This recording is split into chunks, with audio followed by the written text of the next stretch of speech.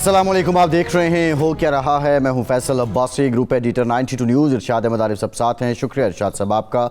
हुकूमत और अपोजिशन के बीच मुज़ाकरात अब बज़ाहिर मुकम्मल खटाई में लग रहे हैं। पाकिस्तान तहरीक इंसाफ ने मुज़ाकरात में शिरकत नहीं की है। आज स्पीकर की जानिब से जो कमेटी मीटिंग बुलाई गई थी, पाकिस्तान तहरीक इंसाफ की राह तकती रही हुकूमत की मुज़ाकराती कमेटी, लेकिन पाकिस्तान तहरीक इंसाफ ने इसमें शिरकत नहीं की है। पाकिस्तान तहरीक इंसाफ का मुतालबा ये है कि जुडिशल कमीशन की तश्कील को यकीनी बनाया जाए और फिर उसके बाद वो मुज़ाकरात में बैठेंगे। दूसरी जानिब वो मुतालबात जो तहरीरी तौर पर अपोजिशन की तरफ से हुकूमत को दिए गए थे, आज की जो मुज़ाकराती नशिस्त होनी थी उसमें हुकूमत ने रिटन जवाबात देने थे अपोजिशन को, लेकिन अपोजिशन आई ही नहीं। इरफान सिद्दीकी साहब ये कहते हैं कि 31 जनवरी तक देखेंगे, वरना हम भी मुज़ाकराती कमेटी को तहलील कर देंगे। ये बड़ा अहम नुक्ता है। जब मुज़ाकरात हो रहे थे तो तमाम हल्के इसको खुशाइंद कह रहे थे, लेकिन पाकिस्तान तहरीक इंसाफ जो पीछे हट रही है वो किस कॉन्फिडेंस पे हट रही है, ये भी एक नुक्ता है। और क्या वाक़तन अभी हुकूमत ने जब जवाब दिया ही नहीं तो पाकिस्तान तहरीक इंसाफ ने अज़ खुद कैसे ये तय कर लिया कि जुडिशल कमीशन नहीं बनेगा। लेकिन जो कुछ हो रहा है इसमें कुछ बातें तो समझ आती हैं, लेकिन कुछ मामलात बहुत से गुंजलक हैं। पाकिस्तान तहरीक इंसाफ का कॉन्फिडेंस देखें तो उससे कुछ और मामलात लगते हैं। हुकूमत का एंड देखा जाए तो वो लगता है कि हुकूमत अपनी कामयाबी गिनवा रही है कि वो तो मुज़ाकरात के लिए राज़ी हैं, लेकिन पाकिस्तान तहरीक इंसाफ यहाँ से अब भाग चुकी है। बहरहाल इस मामले पर आज के प्रोग्राम में हम बात करेंगे। सुप्रीम कोर्ट में जो लार्जर बेंच है, जो रजिस्ट्रार तौहीन अदालत से मुताल्लिक बना था केस की समाअत के लिए, उसने जो जस्टिस मंसूर अली शाह और जस्टिस अकील अब्बासी ने फ़ैसला दिया था, वो दो बड़े अहम फ़ैसले थे। एक तो फुल कोर्ट बनाने से मुताल्लिक उसको वापस ले लिया है, और अब ये बहुत से टेक्निकल क्वेश्चंस हैं, कानूनी निकात हैं इसमें, आज के में हम इस पर बात करेंगे। लेकिन सबसे अहम डेवलपमेंट ये है कि पाकिस्तान की सहाफ़ी बरादरी और पाकिस्तान की सहाफ़ती तंजीमें दिन भर एहतजाज करती रही हैं। इस्लामाबाद, लाहौर, कराची, पेशावर और मुल्क के तमाम छोटे शहरों में भी पाकिस्तान की जो सहाफ़ती तंजीमें हैं उन्होंने एहतजाज किया है। और एहतजाज का बुनियादी जो मकसद है, जो पीका तरमीमी एक्ट है, इस एक्ट से मुताल्लिक पाकिस्तान की सहाफ़ती बरादरी की रिजर्वेशंस हैं, तहफ़्फ़ुज़ात हैं। आज सेनेट से इसकी मंजूरी ली गई। पाकिस्तान तहरीक इंसाफ ने जो है वो वॉकआउट किया सहाफ़ियों के साथ साथ, और हुकूमत की जानिब से अब ये मंजूर किया गया। वज़ीर व सनती पैदावार राना तनवीर साहब ने सेनेट में इस बिल को पेश किया है। जो असल रिजर्वेशंस हैं पाकिस्तान की सहाफ़ी बरादरी के और सहाफ़ती तंजीमों के, वो क्या हैं, आज के प्रोग्राम में इस पर भी बात करेंगे इरशाद साहब। लेकिन उससे पहले मैं चाहूँगा आज जो दिन सारा दिन अहवाज़ पर भी आप ज़रूर बात कीजिएगा। लेकिन ये जो मुज़ाकरात का सिलसिला था, अब क्या हम ये समझ जाएँ कि ये मुज़ाकरात 70-80% जो हैं ख़त्म ही हो चुके हैं, बस इसमें रस्मी कार्रवाई बाकी है, या जिस तरह पीटीआई कहती है कि जुडिशल कमीशन बन जाए या बानी पीटीआई से मुज़ाकरात हो जाए तो वो फिर बैठ जाएंगे, और क्या अगर ऐसा होता है तो पीटीआई की यकसुई का इजहार होता है इन मुज़ाकरात से? अब वैसे अब ये मुज़ाकरात का अमल जब भी शुरू हुआ तो उस वक्त से दो गलतियाँ नज़र आती थीं जिसकी वजह से उम्मीद कम थी और नाउमीदी ज़्यादा थी। एक तो एतमाद साजी के लिए किसी फरीक ने कोई कदम नहीं उठाया, जो कि बुनियादी ज़रूरत होती है कि आप मुज़ाकरात जब शुरू करते हैं तो एतमाद साजी होती है ताकि आइंदा आपके मुज़ाकरात कामयाबी से चलते रहें। एक खैर सगाली का माहौल बनाया जाता है। दोनों तरफ से पानी डालने वाले जो थे वो ना होने के बराबर थे, बल्कि नहीं थे। तेल डालने वाले बहुत ज़्यादा थी। एक तो ये वजह थी और बेएतमादी की फ़ज़ा थी। दूसरा ये था कि जो एजेंडा होता है ना, पहली जो मीटिंग हो या दूसरी मीटिंग हो, उसमें एजेंडा सेट कर लिया जाता है और उस एजेंडे के तय किया जाता है कि पहले इस पे हम बात मुकम्मल करेंगे, फिर दूसरे पे करेंगे, तीसरे पे करेंगे।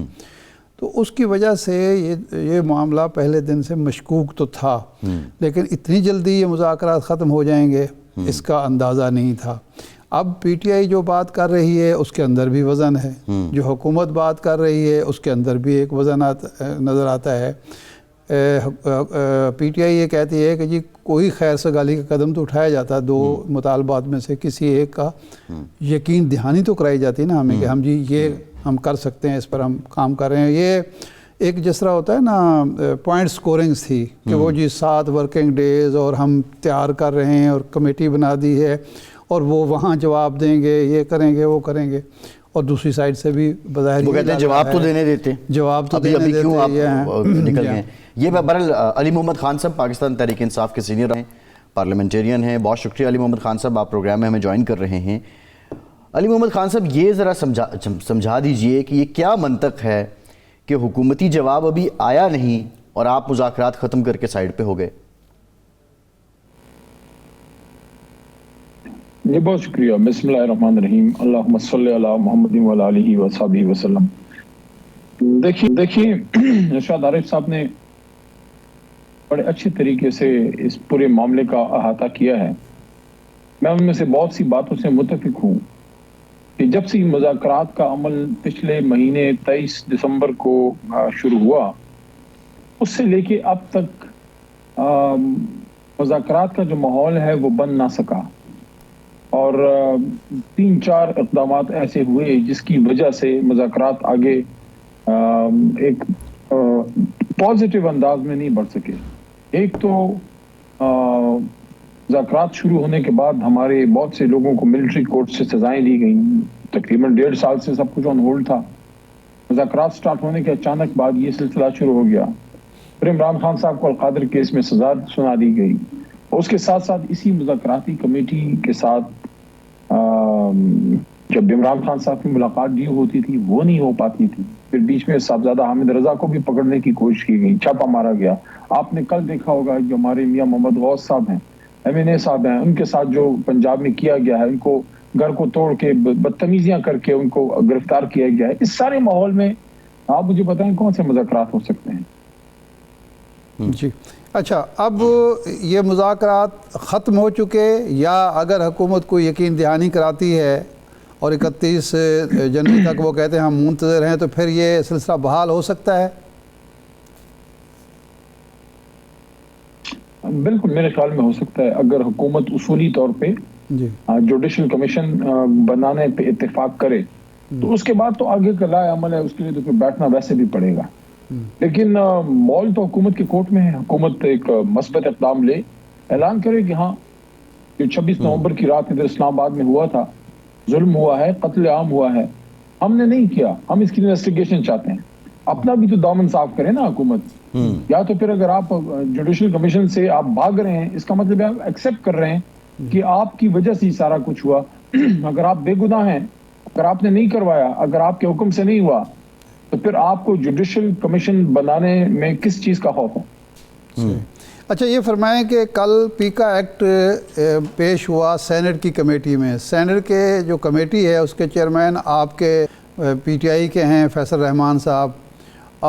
کل اسد قیصر صاحب نے ہمارے پروگرام نے اور اس سے پہلے گور علی خان صاحب نے پریس کانفرنس میں یہ کہا کہ ہم ان کو نوٹس دے رہے ہیں کہ انہوں نے ڈسپلن کی خلاف ورزی کی، لیکن ابھی تک نوٹس جاری نہیں ہوا۔ تو کیا آپ کی پارٹی نے انہیں ہدایات جاری کی تھیں کہ جی یہ ایک متنازع قانون آ رہا ہے، آپ اس کو ہولڈ کریں، اس کمیٹی کی میٹنگ جو ہے مؤخر کر دیں تاکہ صحافتی تنظیموں سے، اسٹیک ہولڈر سے باقاعدہ مشورہ کیا جا سکے؟ اور اگر آپ نے یہ کوئی ہدایات ہی جاری نہیں کی تھی تو پھر انہوں نے صحیح کیا ہوگا، تو پھر نوٹس کس بات کا جاری ہوگا؟ شاہ صاحب، یہ جو جمعے والے دن احتجاج ہوا ہے پیکا ایکٹ کے خلاف، جی آپ کو یاد ہوگا کہ وہ جوائنٹ سیشن کا دن تھا، جی جس میں سینیٹر حضرات اور قومی اسمبلی کے ممبران سب تھے، اور اسی احتجاج میں ہمارے بھائی فیصل صاحب بھی آئے تھے۔ فیصل جاوید نہیں، فیصل سلیم صاحب کی بات ہو رہی ہے، تو اس کے فیصل رحمان، سلیم رحمان جی، تو سب نے مشترکہ طور پر اس میں شرکت کی، اور اپوزیشن لیڈر جو سینٹ میں ہیں شبلی فراز صاحب، اور اپوزیشن لیڈر قومی اسمبلی کے عمر ایوب صاحب، انہوں نے اس احتجاج کو لیڈ کیا تھا۔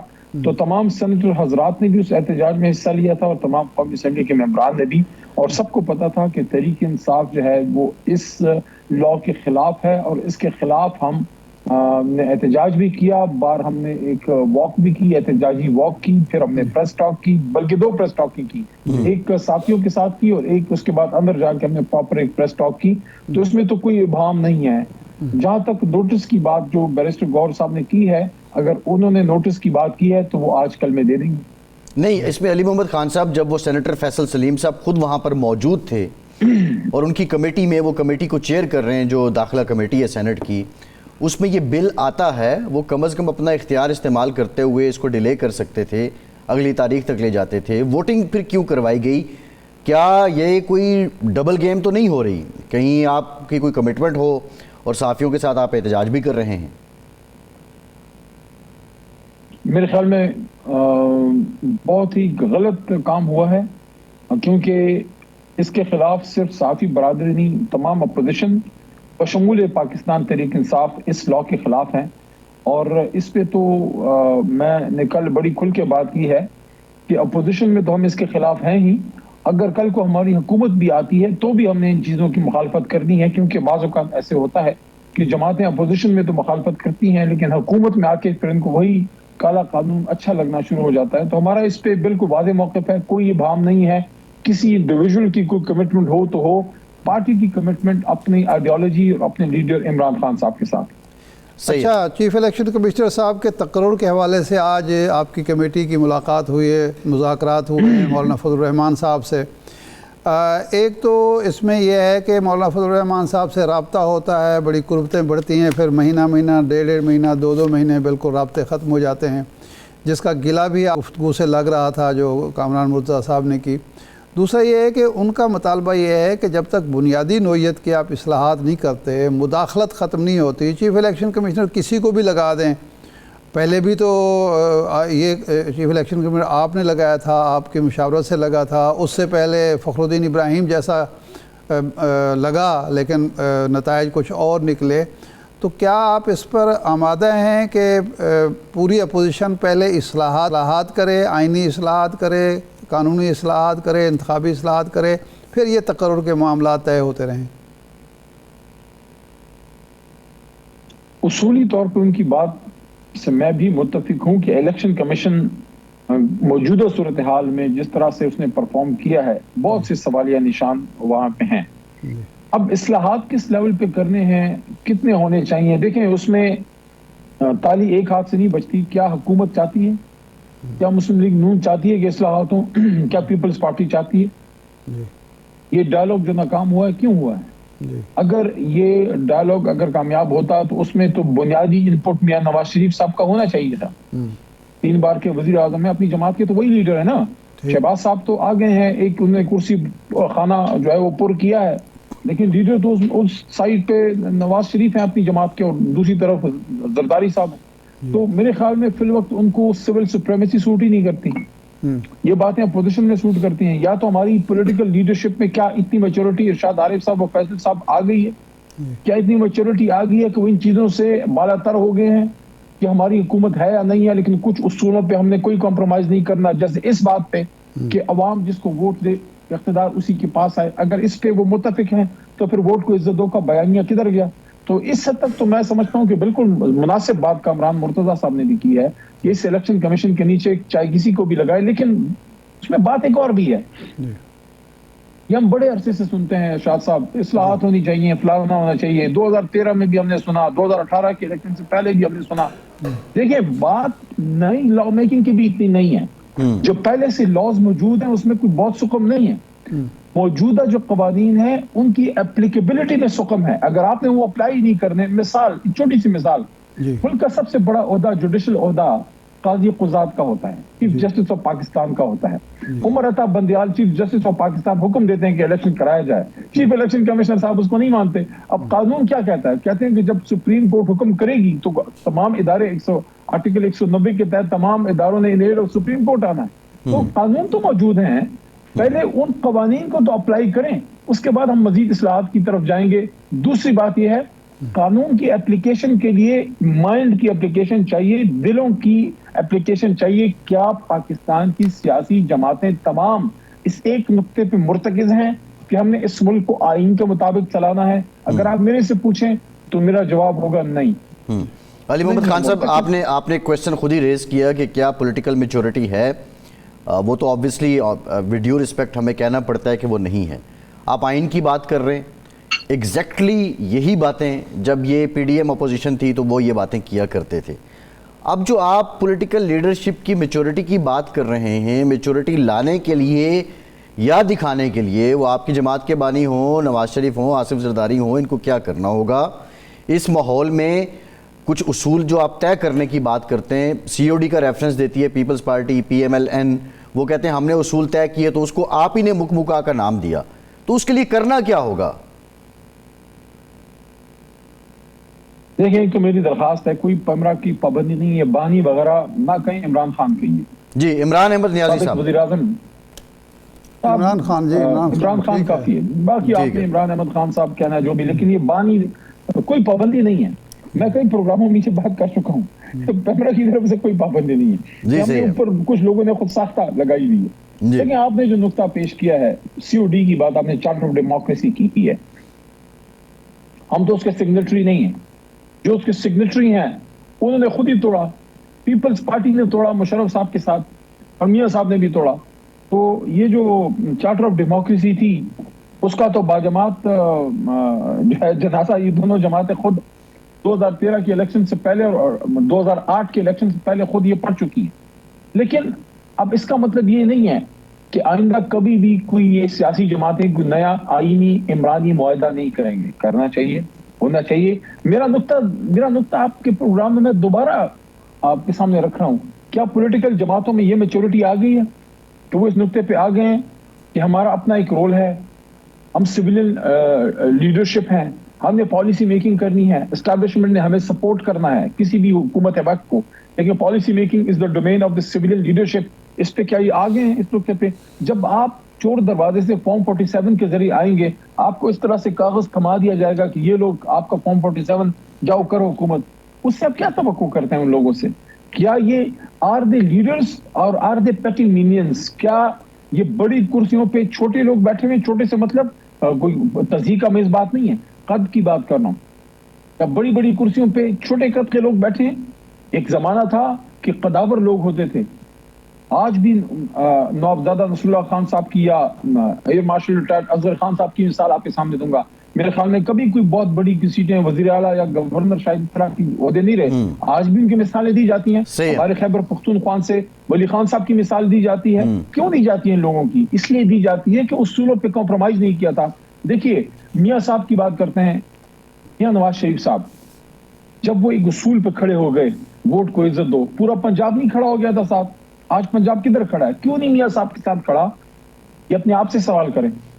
اچھا جنید، یہ علی صاحب یہ بتائیے کہ جنید اکبر صاحب کو پارٹی صدر نامزد کیا گیا، علی امین گنڈا پور صاحب نے آج استعفیٰ بھی دے دیا، عالیہ حمزہ صاحبہ کو چیف آرگنائزر پنجاب لگانے کی بات کی گئی، اب بلکہ نوٹیفائی ہو گیا. کویسچن ایک تو یہ ہے کہ اپیرنٹلی امپریشن یہ ہے کہ these are the hard liners party کے اندر، اب ان کو یہ قیادت دی جا رہی ہے. جنید اکبر کو لانے کی ضرورت کیوں پیش آئی اور علی امین گنڈا پور کو ہٹایا کیوں گیا؟ دیکھیں جہاں تک ہارڈ لائنر کی بات ہے، میں اس پوائنٹ سے نہیں ایگری کرتا. سارے ہی تنظیمی لوگ ہیں. علی امین خان نے بھی بہت تکلیف صحیح ہے اور جنید نے بھی صحیح ہے. جنید اکبر خان نے بھی پچھلی سردیاں جیل میں ایک چادر میں گزاری ہیں، کچھ دن کے گزرے بڑی مشکل میں. اور علی امین خان کے ساتھ 9 مئی سے پہلے جو ہوا تھا سب کچھ آپ کو یاد ہوگا، وہ تہذیب آمیز انداز جو ان کے ساتھ اختیار کیا گیا سب کو یاد ہے. وہ سارے ہی کارکن ہیں. خان صاحب کا فیصلہ ہے کہ اس وقت انہوں نے کس سے کون سا کام لینا ہے. میرے خیال میں عمران خان صاحب نے یہ فیصلہ کیا ہے کہ تنظیمی معاملات ایک خاص شخصیت کو دی جائے، تنظیمی لوگوں کو، اور انتظامی یعنی حکومتی معاملات علی امین خان چلائیں، تاکہ حکومت بھی بہتر چلے اور تنظیم پہ بھی زیادہ فوکس ہو، کیونکہ شاید ان کے پاس اس طرح سے وقت نہیں تھا اب اتنی زیادہ گوناگو مصروفیات کی وجہ سے صوبہ چلانے کی. باقی میرا نہیں خیال، دونوں ان کے ورکر ہیں اور دونوں ہی ان کے دل کے عزیز ہیں. اب پنجاب پہ آتے ہیں. پنجاب میں عالیہ بی بی نے بڑی قربانی دی ہے، تکلیف صحیح ہے، اور خاتون ہوتے ہوئے انہوں نے جو ہے وہ ساری چیزوں کے سامنے وہ جھکی نہیں ہے. حالانکہ انسان کی 100 مجبوریاں ہوتی ہیں.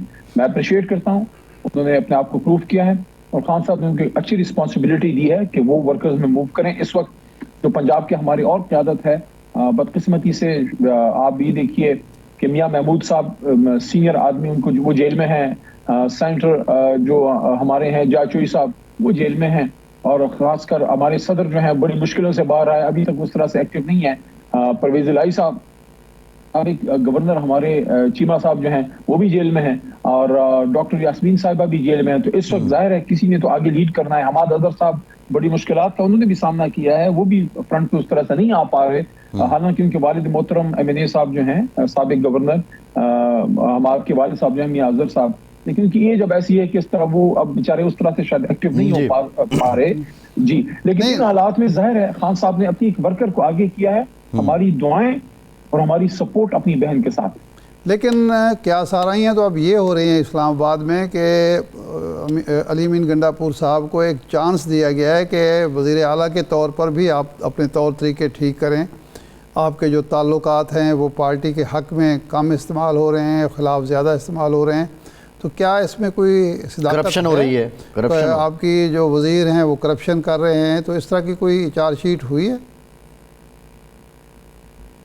اس کا مجھے علم نہیں ہے, لیکن سوشل میڈیا پہ بہت سی باتیں بے دلیل بھی کی جاتی ہیں. جب تک کوئی چیز سامنے فرنٹ پہ نہ ہو. نہیں, یہ تو ریگولر میڈیا, یہ بات تو ریگولر میڈیا پہ آئی ہے, سوشل میڈیا پہ نہیں ہے.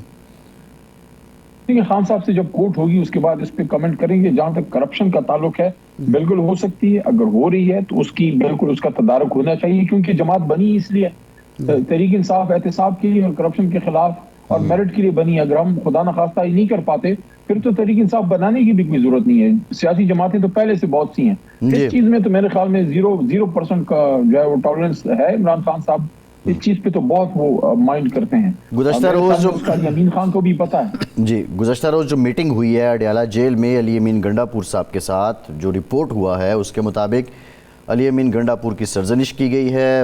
عمران خان ان پہ برہم نظر آئے ہیں. ایک تو انہوں نے کہا کہ بشرا بی بی گرفتار ہوئیں, آپ نے احتجاج نہیں کیا. دوسرا, آپ کے لوگ کرپشن کر رہے ہیں, اطلاعات یہ آ رہی ہیں, آپ اس سارے معاملے کو کنٹرول کریں, گورننس پہ آپ توجہ دیں. تو یہ جو اس طرح کے جب ایونٹس ہو رہے ہیں, پھر یہ بھی ریومرز کہ علی امین کو شاید وزارت اعلیٰ سے بھی ہٹایا جائے گا, تو آپ کیا سمجھتے ہیں, کیا واقعی علی امین جو ہیں وہ محفوظ ہیں, ڈینجر زون میں نہیں ہیں ان کی کرسی؟ فیصل صاحب کی کہاں رپورٹ ہوا ہے؟ کیا خان صاحب نے کوئی پریس ریلیز جاری کروائی ہے؟ کیا بیرسٹر گوہر صاحب نے اس پہ کوئی پریس ٹاک کی ہے؟ یہ یوٹیوبر بیٹھ جاتے ہیں, باتیں شروع کر دیتے ہیں, اس پہ ہم پروگرام شروع کر دیتے ہیں. کیا یہ کل پراپر خان صاحب کی کسی ترجمان نے یہ میٹنگ کی کاروائی رپورٹ کی ہے؟ میرے تو علم میں نہیں. صحیح ہے, ٹھیک ہے. اچھا, یہ فرمائیں کہ مذاکرات آپ نے ختم کر دیے اور کوئی بظاہر راستہ نظر نہیں آ رہا, عدالتیں جو ہیں وہ مفلوج ہیں, عدالتوں سے تو کوئی توقع آپ کو, آپ کی پارٹی کو زیادہ ہے بھی نہیں, ہونی بھی نہیں چاہیے. اس کے باوجود آپ کانفیڈنٹ ہیں کہ جی معاملات ہمارے گرفت میں رہیں گے؟ ہم صاحبزادہ حامد رضا صاحب تو بار بار کہہ رہے ہیں جی بس خان صاحب تو باہر آنے والے ہیں, اور کانفیڈنس کی وجہ بھی بیان نہیں کر رہے. تو یہ معاملات درست کیسے ہوں گے؟ جتنا تناؤ ہے, جتنا تصادم اور محاذارے کی کیفیت ہے, بحران بڑھ رہا ہے, تو آپ کو ریلیف کہاں سے ملے گا, کیسے ملے گا, اور آپ کس طرح سے سیاست کو آگے بڑھا سکیں گے اگر یہی صورتحال چلتی رہی؟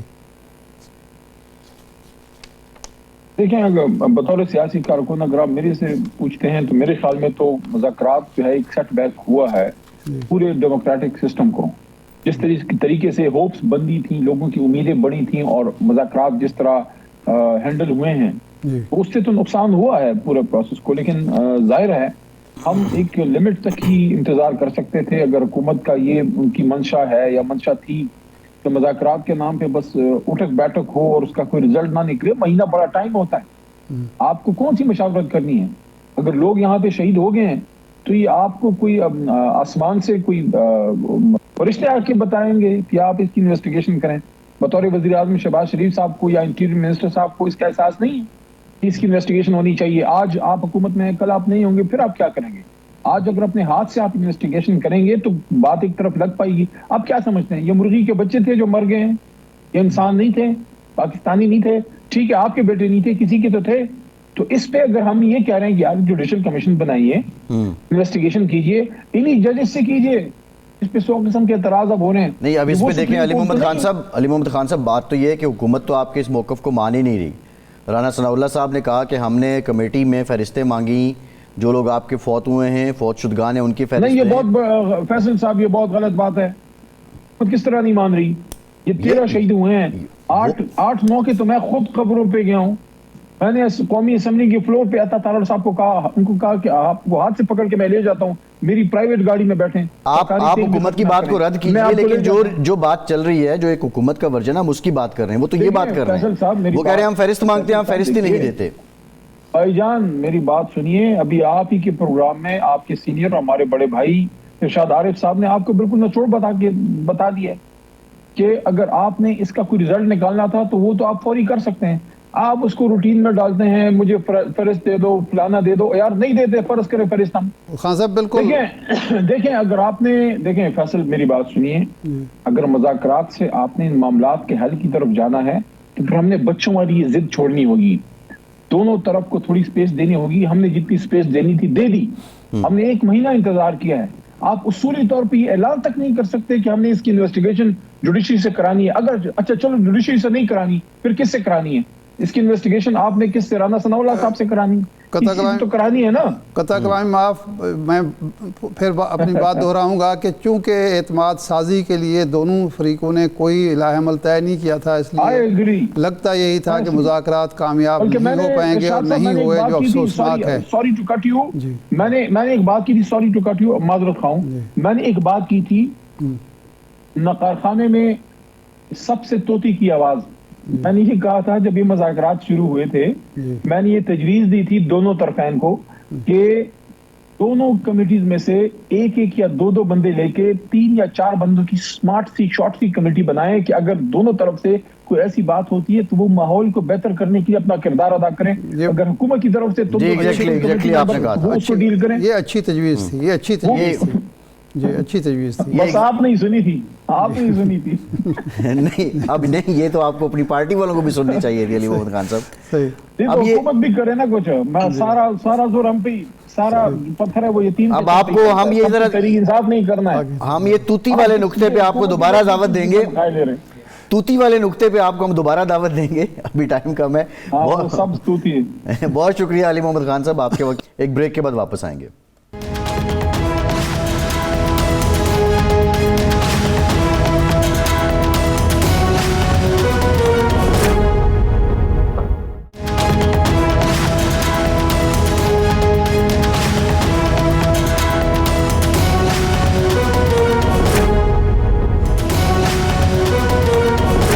بریک کے بعد ایک بار پھر سے آپ کا خیر مقدم کرتے ہیں. ہمیں جوائن کیا ہے پاکستان کے مایہ ناز قانون دان سابق اٹارنی جنرل آف پاکستان اشتر اوصاف صاحب نے. بہت شکریہ اشتر صاحب آپ کے وقت کا.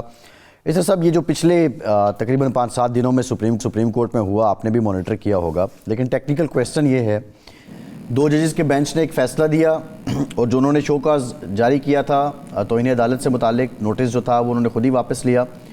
اس کی ایک اپیل جو ہے وہ انٹرا کورٹ اپیل میں بینچ کے پاس آتی ہے، 6 رکنی بینچ ہے. اور آج جو فیصلہ ہوا کہ ان کے جو 2 فیصلے تھے اس بینچ کے وہ واپس لے لیتے ہیں. پہلے تو یہ بتا دیں کہ جوڈیشل آرڈر مقدم ہے یا ایگزیکیوٹیو آرڈر مقدم ہے؟ انٹرسٹنگ سوال. ایگزیکٹیو آرڈر کس نے کیا وہ چیز دیکھنے والی ہے. اور دیکھیے ایگزیکٹیو آرڈرز کے بھی اب کچھ حصے ہو جائیں گے، اور وہ کیسے کہ ہم بات اس وقت کر رہے ہیں صرف سپریم کورٹ کی. اگر ہم جنیرک ایگزیکٹیو آرڈرز کی بات کریں تو اس میں بھی آپ دیکھیں گے کہ وہ ہوں گے بیوروکریٹ کے یا گورنمنٹ کے آرڈرز اور اس طرح کی چیز. آج ہم اس کی بات نہیں کر رہے، ہم اس ایگزیکٹیو آرڈر کی بات کر رہے ہیں جس کے اختیارات جو ہیں وہ آئین نے ایک پرٹیکولر کمیٹی کو، چیف جسٹس کو اور ایک دوسری کمیٹی کو دیے ہوئے ہیں. اب جوڈیشل آرڈر کے ذریعے آپ کسی آرڈر کو جو کہ ایگزیکٹو کا ہے یا ہائی کورٹ کا آرڈر جو کہ جوڈیشل آرڈر ہے اس کو اوورٹرن کر سکتے ہیں. بٹ آپ جوڈیشل آرڈر کے ذریعے جو کمیٹی کے آئینی اختیارات ہیں اس میں انٹرفیئرنس نہیں کر سکتے. یہ ایک فائن سا ایک ڈسٹنکشن ہے जो समझने की बात है। और चूंकि ये बिल्कुल नया आइन के अंदर तरमीम ला के ये सब कुछ किया गया है, तो ये इस तरह है। इस तरह के मामलात मैं बताऊं आपको, सज्जाद अली शाह साहब के ज़माने में भी हुए थे। वहाँ पे भी ये सवाल उठाए गए थे कि क्या जो है वो एक बेंच जो है वो चीफ जस्टिस को कोई जुडिशल ऑर्डर के ज़रिए रोक सकता है, या उनके ऑर्डर्स जो हैं जो जिसके ज़रिए वो बेंचेस को तश्कील देते हैं उसको ओवरटर्न कर सकते हैं, या चीफ जस्टिस जो हैं वो अपने जो हैं इख्तियारात इस्तेमाल करते हुए जुडिशल ऑर्डर्स को भी जो है नज़रअंदाज कर सकते हैं। उस वक्त आइन में तरमीम नहीं आई थी। अब चूंकि आइन में तरमीम आ गई भी है, इसलिए हमें ये देखना है, क्योंकि फैसले आपने करने हैं, चाहे वो जुडिशल ऑर्डर है चाहे एग्जीक्यूटिव ऑर्डर है, वो करने हैं आपने कानून और आइन के मुताबिक। अब कौन सा जुडिशल ऑर्डर जिसकी बात की जा रही है, वो जुडिशल ऑर्डर है केस को लगाने का एक पर्टिकुलर तारीख को।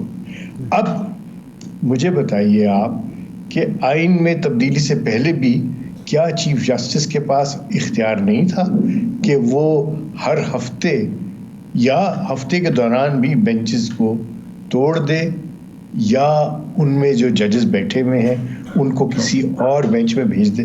था ना, उस पर कोई एतराज़ात नहीं थे और हो भी नहीं सकते थे, क्योंकि सुप्रीम कोर्ट रूल्स के मुताबिक हुए। तो अगर एक बेंच की केस सुन रहा है और वो कह रहा है कि 3 तारीख को ये हमारे सामने दोबारा लगाया जाए, और चीफ जस्टिस साहब कहते हैं कि इनमें से एक जज साहब जो हैं वो पेशावर में जाके बेंच करेंगे और दूसरे जाके कोयटा में करेंगे, तो क्या बेंच वही रहेगा? नहीं रहेगा ना जी। तो ये वो ट्रांसफर करने की बात नहीं है। दूसरी बात ये है कि एक तरफ हम इस्तेदलाल ये देते हैं कि ये सुप्रीम कोर्ट है। जब ये सुप्रीम कोर्ट है तो फिर वो बेंच और या दूसरे की बात तो ना आई। अब इसके अंदर आपने आइन में तब्दीली लाके उसके अंदर बेंचेस बना दिए, यानी आपने कहा एक आइनी बेंच होगा और एक रेगुलर बेंच होगा। और जब ये सारा शो होगा था कि ये क्यों मनाया जा रहा है, तो यही था कि पॉलिटिकल क्वेश्चंस या क्वेश्चंस जो रिलेट करते हैं आइन की इंटरप्रिटेशन से, वायरीज ऑफ लॉ के, उसकी वजह से आम आदमी के केसेस जो हैं वो रुक जाते हैं और एक तवील मुद्दत लग जाती है उन तक पहुंचने। तो ये सारा डिवीजन किया गया था। अब ये मेरा ख्याल है ये आइन की या कानून के अंदर जो है उसकी बात नहीं हो रही, बात हो रही है शख्सियात के टकराव की, और ये एक अनफॉर्चुनेट बात है। अच्छा अशरफ साहब, ये फरमाएं कि जुडिशल ये जो कॉन्स्टिट्यूशनल बेंच इसलिए बनाए गए कि जी ये कॉन्स्टिट्यूशनल केस सुनेंगे, और कॉन्स्टिट्यूशन से मुराद ये था कि सियासी केस सुनेंगे। उस वक्त भी वकला ये कह रहे थे कि जी कॉन्स्टिट्यूशन का तो हवाला किसी एक छोटे से केस में भी आ सकता है कि जी ये आर्टिकल 19 की खिलाफ वर्जी हुई है, आर्टिकल 10 की खिलाफ वर्जी हुई है, तो कॉन्स्टिट्यूशन तो हर केस बन जाएगा। लेकिन उस वक्त ये बात नहीं मानी जा रही थी। लोग ये समझ रहे थे कि कोई मामला जो पार्लियामेंट के हवाले से होगा, हुकूमत के हवाले से होगा, आइन की किसी तशरीह के हवाले से होगा, बुनियादी हकूक़ के हवाले से हो, ये कहे जाएंगे। लेकिन हम देख रहे हैं कि पहले दिन से अब तक पेंशन का केस, कस्टम का केस, किराएदारी का केस, ये केस सुने जा रहे हैं। 7 जज बैठे होते हैं और किराएदारी का केस सुन रहे होते हैं, पेंशन का केस सुन रहे होते हैं। आप ही के प्रोग्राम में, आप ही के साथ नशिस्त में, आप ही के साथ गुफ्तगू करते हुए मेरा ख्याल है हमारा कंसेंसस यही था कि ये हल नहीं है। हल आपको निकालना है तो आप एक फेडरल कोर्ट बनाएंगे, आप एक अलग पैरेलल कोर्ट बनाएंगे। कोर्ट के अंदर आपने जो ये पैच वर्क किया है ये इसका हल नहीं है। और आपने देख लिया बहुत थोड़े अरसे में ही ये सारी बात, उस वक्त भी शायद आप ही ने सवाल किया था कि क्या इसके बाद भी एक तरमीम आएगी, क्या 27वीं तरमीम भी आ रही है आइन में? ये मुझे याद है आप ही की ये सवाल आया था और मैंने कहा था कि अल्लाह ना करे कि तरमीम की ज़रूरत पड़े, हम इसी के अंदर से कोई अच्छाई निकाल सकें, लेकिन शायद वो मुझे माजी जो मुस्तकबिल करीब है उसमें तो नज़र नहीं। अच्छा, ये जो आप इश्तियाक साहब आपने बात की बड़ी इंपॉर्टेंट बात है। एक जो 26वीं तरमीम हुई है اس کے بعد کیا سپریم کورٹ کو ایک کلیئر ڈائریکشن مل چکی ہے کہ کون سا کیس ریگولر بینچ کے پاس جانا ہے اور کون سا کیس جو ہے وہ آئینی بینچ کے پاس جانا ہے؟ یا جو دوسری آپ بات کر رہے ہیں کہ وہ ڈائریکشن دینے کے لیے ایک اور ترمیم کی ضرورت ہے؟ دیکھیے نہیں ملی، اور اس میں شاید ہم کوشش کر کے ایک کنسنسس بنا کے رولز کے اندر، اور یہ میرا خیال ہے پارلیمنٹ کے اوپر پھر بوجھ آ جائے گا کہ پارلیمنٹ اس کے اندر بتائے کہ کون کون سے کیسز جو ہیں وہ آئینی بینچ کے پاس ہو۔ اس میں میرے پاس ایک سٹاپ گیپ کے طور پہ ایک حل بھی موجود ہے۔ وہ کیا ہے کہ سی پی سی میں 27A آرڈر 27 ہے 27A، اس میں ہے کہ جہاں پہ انٹرپریٹیشن کی ضرورت ہے آئین کی یا قوانین کی، اور اس طریقے سے جہاں پہ کانفلکٹس آ رہے ہوں، تو پھر 27A کا نوٹس دیا جاتا ہے اٹارنی جنرل کو۔ تو وہ کیسز تو صاف طور پہ آئینی بینچ ہی کے پاس جانا چاہیے، لیکن اب سوال یہ ہوگا کہ کون اس چیز کا فیصلہ کرے گا۔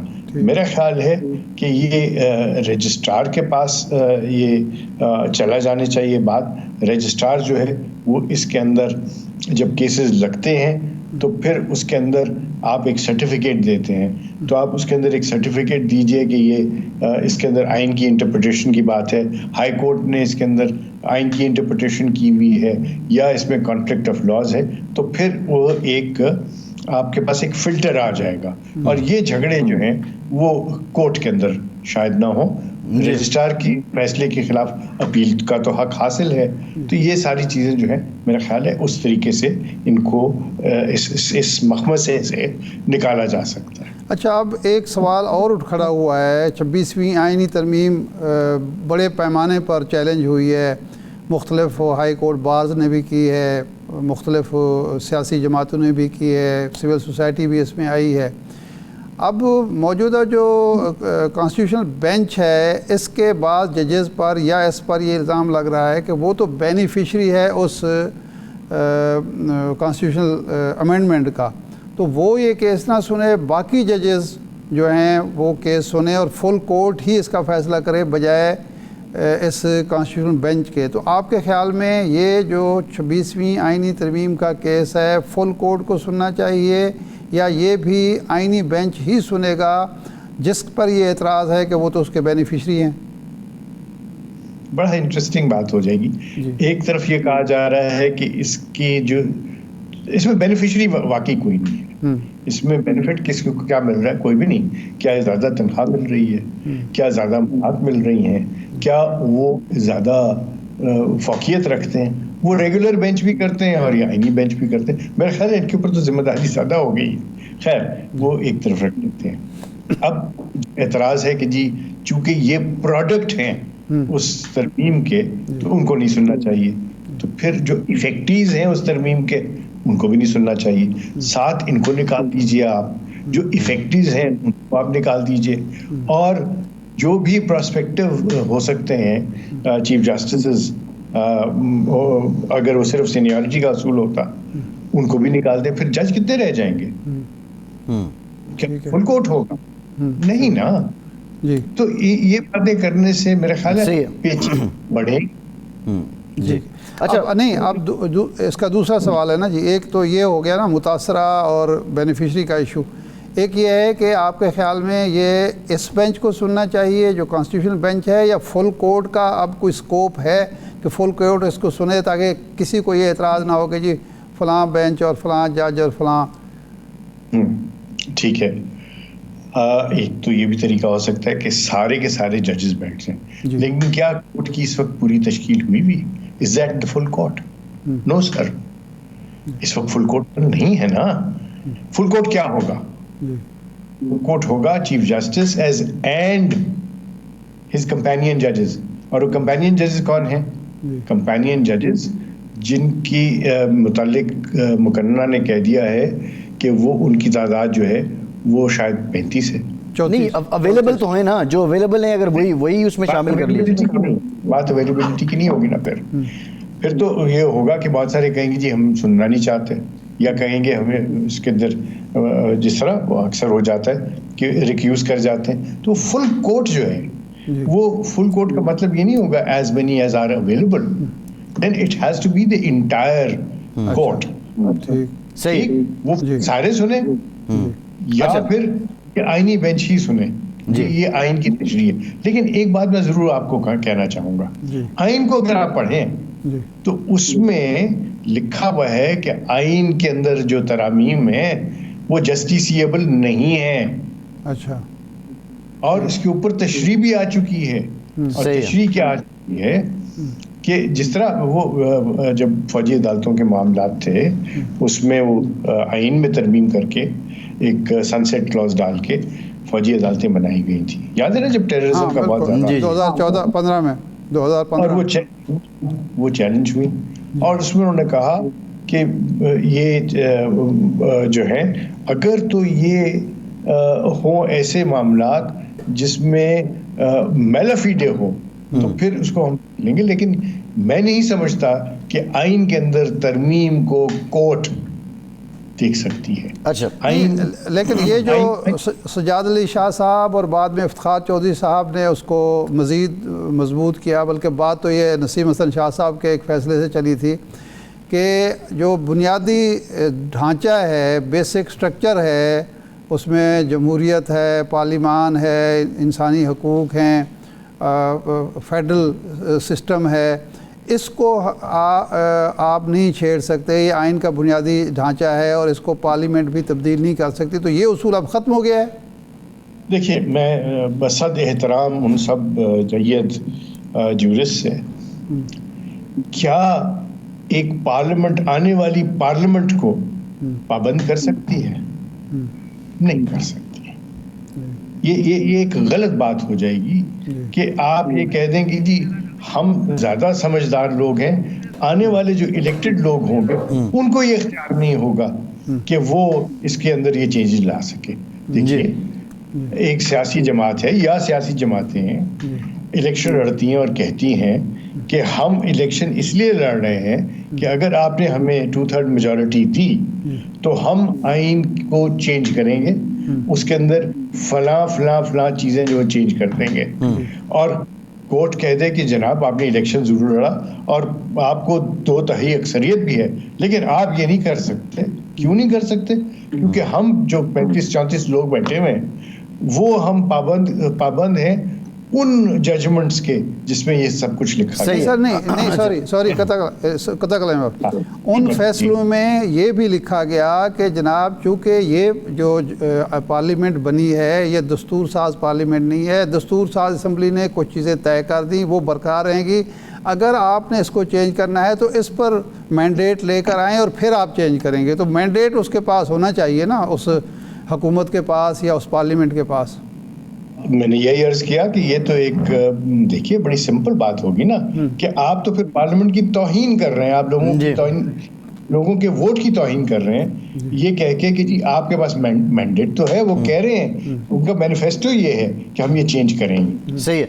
अच्छा, तो एक अशरफ साहब ये ब्रीफ ज़रा कमेंट कर दें, जो इलेक्शन कमिश्नर के तकर्रुर का मामला है, उनकी मुद्दत मुलाजमत अब ख़त्म हो चुकी है, 26वीं तरमीम के बाद जब तक नए इलेक्शन कमिश्नर नहीं आते वो कंटिन्यू कर सकते हैं। अब ये प्रोसेस इनिशिएट होने में कितना टाइम है? अगर साल 2 ही ये नहीं इनिशिएट होता तो क्या इत्तेफाक राय नहीं होता तो यही बैठे रहेंगे, यही अरकान और यही चीज इलेक्शन कमीशन बैठे रहेंगे? ये एक मैं अर्ज करूं, मेरी ज़ाती राय में ये सारे मामलात जो हैं ये अगर वक्त नहीं भी उसके अंदर दिया गया तो भी 90 दिन के बियॉन्ड नहीं होना चाहिए। और ये क्यों मैं 90 दिन कह रहा हूँ कि आपको पता होता है कौन कब रिटायर हो रहा है और आपके पास सारा होता है, ये काम कर देने चाहिए ताकि कोई उंगली ना उठा सके। और कंटिन्यूटी के लिए, ताकि कोई खला ना आ जाए, कंटिन्यूटी के लिए ये अच्छा काम किया कि वो कंटिन्यू करेंगे। बट अगर वो 6 महीने साल इस तरह चला गया तो वो that I believe would be fraud on the constitution. जी ठीक, बहुत शुक्रिया अशतर उसाफ साहब, आपके वक्त के बाद वापस आते हैं।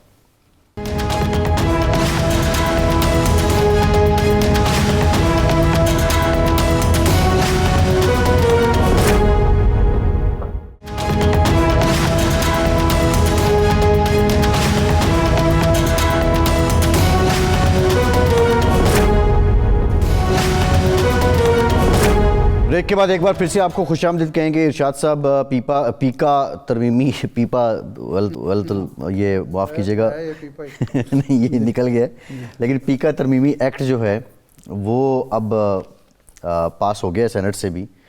تو اب صحافتی تنظیمیں کیا ایکسپیکٹ کر رہی ہیں کہ صدر مملکت اس پہ کوئی اعتراض عائد کر دیں گے, دوبارہ اس کو ریوزٹ کرنے کے لیے بھیج دیں گے؟